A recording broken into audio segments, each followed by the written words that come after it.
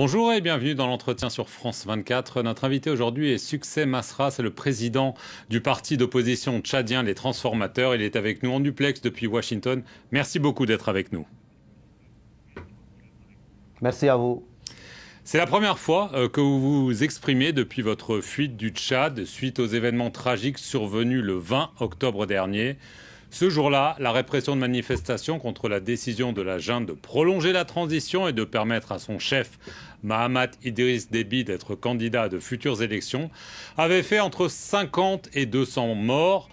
L'opposition a dénoncé évidemment la brutalité du régime, qui lui affirme de son côté qu'il s'agissait d'une tentative d'insurrection, ourdie notamment par vous, Succès Masra. Alors, après les événements, vous vous êtes caché, on a dit que vous étiez à l'ambassade américaine, puis que vous vous êtes échappé au Cameroun. Que s'est-il passé depuis le 20 octobre? Écoutez, avant toute chose, je voudrais commencer par avoir une pensée pieuse pour les centaines de mes camarades qui ont été froidement abattus, plus de 200 qui ont été abattus, plus de 2000 qui ont été arrêtés, parmi lesquels une centaine d'enfants. Je voudrais avoir une pensée pour ceux qui sont donc condamnés dans ce procès stalinien où on a passé 4 minutes par personne. Plus de 400 ont été condamnés à des peines jusqu'à 3 ans. Je voudrais avoir une pensée d'encouragement pour de nombreux parmi nos camarades qui sont obligés de rentrer à l'intérieur des brousses, à l'intérieur du pays ou d'être hors du pays, des centaines dans des pays voisins. Et leur rappeler une phrase dont ils se souviennent tous. Quand le chemin est dur, seuls les durs tracent le chemin. Nous sommes combattus parce que nous nous sommes mis debout pour la justice et l'égalité.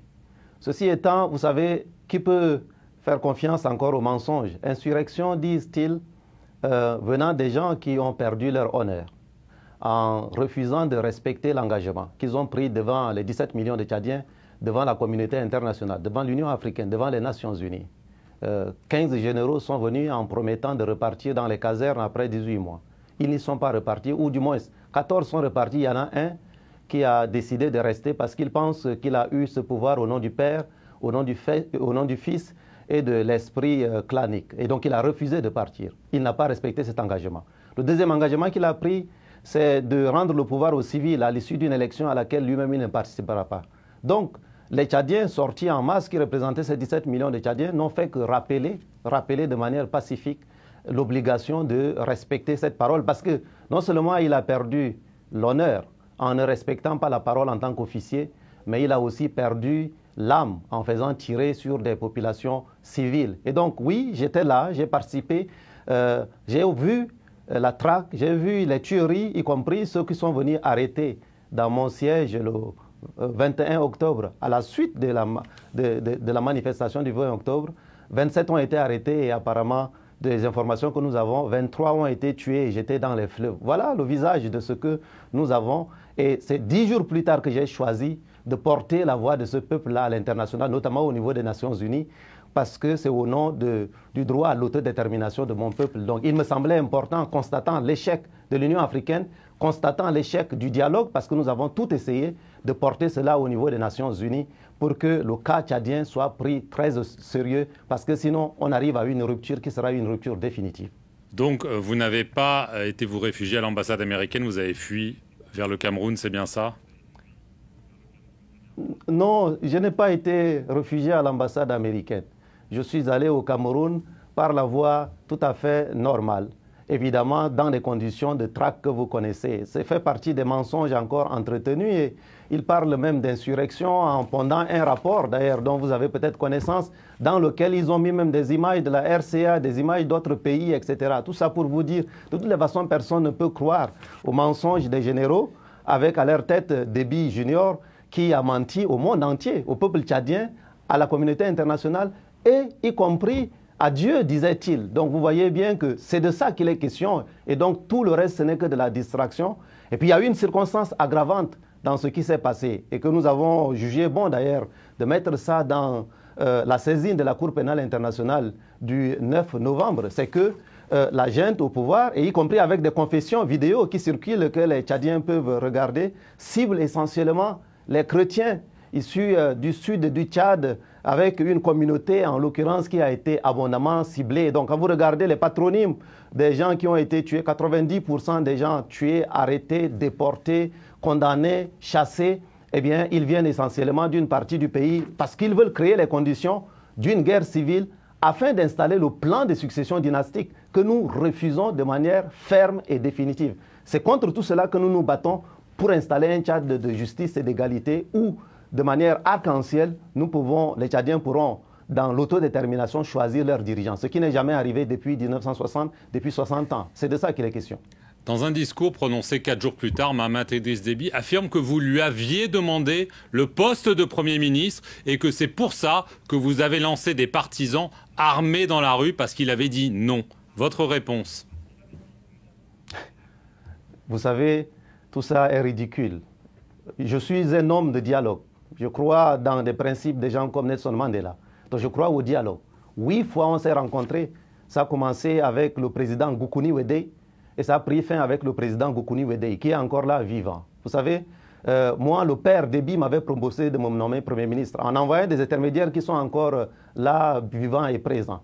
Ce dont il est question, dès le début, il n'a jamais s'agi de ma personne, de ma petite personne. Ce dont il est question, c'est d'abord de l'avenir du pays. Et il a été clair au début qu'il n'allait pas être candidat.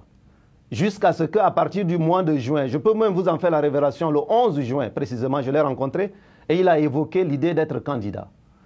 Parce que, dit-il, il a besoin de 2 mandats de 6 ans. 2 mandats de 6 ans après la transition pour diriger le Tchad. Parce que, dit-il, l'armée est clanique et qu'il a besoin du temps pour réformer cette armée clanique. Et ma réponse à lui, c'est qu'il n'a pas besoin d'être à la tête du pays pour réformer cette armée et qu'ensemble, on peut travailler avec des Tchadiens sur la base des Tchadiens vraiment élus et qui choisiront de lui confier y compris des responsabilités sur le plan militaire parce que c'est ça c'est à ça qu'il s'est engagé.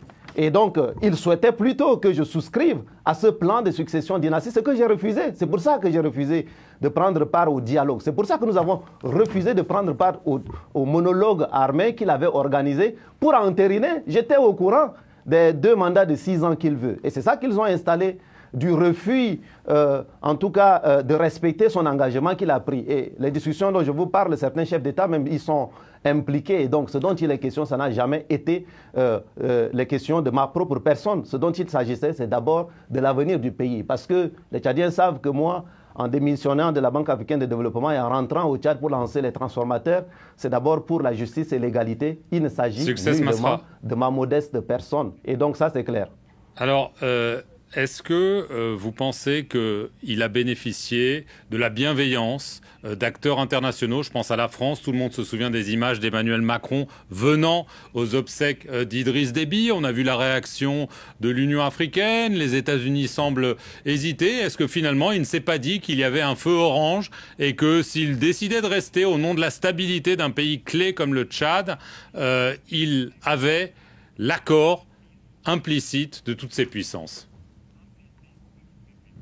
Oui, tout le monde se souvient des images, mais surtout des mots aussi. Le président Macron, vous le rappelez, était là. Il a dit qu'il ne permettra à personne de mettre en péril l'intégrité du territoire du Tchad. Une semaine plus tard, lorsqu'on a tué 17 de nos militants à l'époque, il a rappelé que jamais il ne souscrirait à un plan de succession dynastique. Il s'est battu pour la première mi-temps. Aujourd'hui, les Tchadiens l'attendent sur la deuxième mi-temps. C'est le plan de succession dynastique qui est en train de se mettre en œuvre. Moi, je suis le petit-fils de ces tirailleurs tchadiens qui ont aidé la France à se libérer du joug allemand. Et je crois que ici à Washington, il y a quelques jours, le président Macron était ici pour rencontrer le président Biden. Les deux ont célébré Lafayette, qui était un général français qui est venu à la rescousse des États-Unis dans la guerre d'indépendance. Et donc j'en appelle à une sorte de triangle de libération collective, parce que mon peuple qui s'est mis debout là veut la liberté, veut l'égalité, veut la fraternité, veut l'humanité, veut la démocratie. Ce sont des valeurs universelles que la France elle-même s'est appropriées.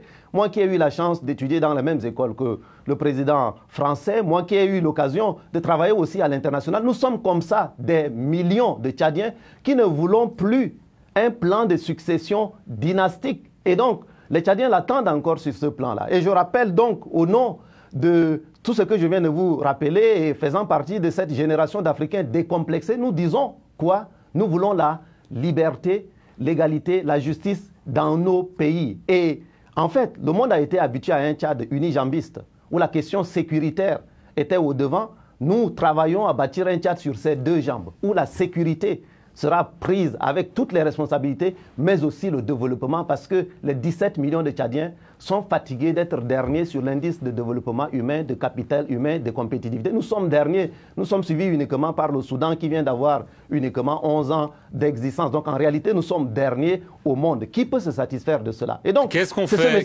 Dernière question, Success Masra. Qu'est-ce qu'on peut faire? Qu'est-ce qu'on peut faire concrètement? Parce que là, les choses semblent bloquées, vous êtes à l'étranger. Qu'est-ce qu'on fait? Non, les peurs ne sont pas bloquées. Je ne suis pas venu pour demander l'asile, pour quitter mon peuple. Je suis venu porter le message de mon peuple avec l'objectif de rentrer au pays. Ce que nous demandons est clair, que les Nations Unies, constatant l'échec d'ailleurs de l'Union africaine, la faiblesse de l'Union africaine, que les Nations Unies se saisissent du dossier tchadien afin d'organiser des discussions directes avec les principaux acteurs pour un accord post-crise qui va permettre que, sur la base des engagements qui ont été pris et qui n'ont pas été respectés par la junte, nous repartions vers un processus démocratique. Si tel n'est pas le cas, je lance aussi cette alerte, considérant la situation réelle du pays aujourd'hui, que nous sommes en train de nous acheminer vers deux Tchads. Si la démocratie n'est pas au rendez-vous et qu'on veut nous imposer la dynastie, alors il y aura deux Tchads.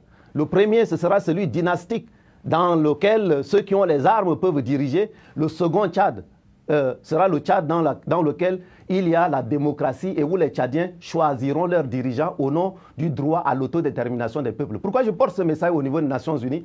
Parce que les Nations Unies sont garants de ce que j'appelle le droit à l'autodétermination d'un peuple. Et donc, si ils ne prennent pas leurs responsabilités, les Tchadiens seront obligés, ceux qui veulent la démocratie, de s'organiser pour avoir un bouclier protecteur de leur dignité. Parce qu'en fait, la seule raison pour laquelle Déby fils succède à Déby père pour imposer encore le même système, c'est parce qu'ils ont des armes. Et ce sera un très mauvais signal pour envoyer au monde entier qu'au Tchad, il suffit d'avoir des armes pour diriger. Il ne suffit pas d'être populaire et être choisi par le peuple pour diriger. Voilà l'enjeu. Et nous sommes vraiment j'allais dire au tipping point, comme le diraient les Américains, à un point de croisement. Et le choix est là. Et nous portons ce message avec les tripes parce que nous voulons bâtir un Tchad arc-en-ciel dans la justice et dans l'égalité. Success Masra, merci beaucoup d'avoir répondu aux questions de France 24 depuis Washington. Et merci à vous d'avoir regardé cet entretien sur nos antennes. Restez-y pour plus d'informations.